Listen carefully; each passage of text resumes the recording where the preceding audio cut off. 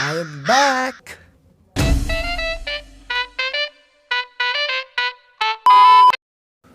So guys, once again welcome back to our channel Freaky Tech.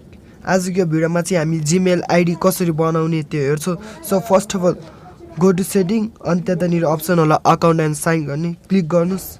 Click गरेपछि add account then choose Google choose गरिसकेपछि wait for a second हल्का process हुन्छ त्यतानिर.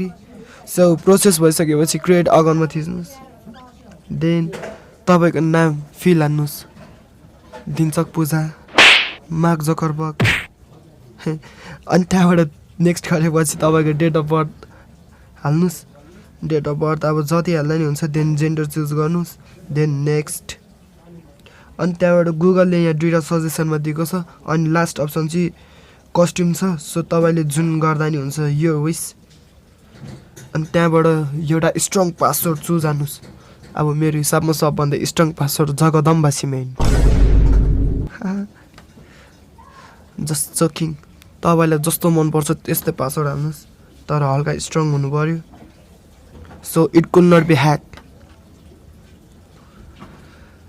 Okay wait a minute म नि password हाल्दैछु.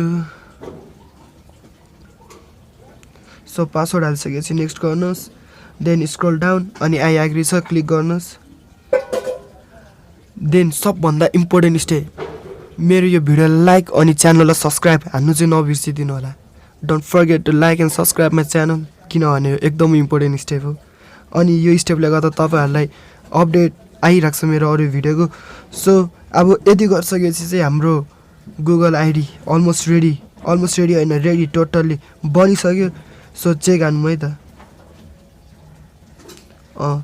हेर्नु सक्नुहुन्छ तपाईहरु त्यो चाहिँ मेरो अघि भर्खरको जीमेल आईडी हो. So this much for today.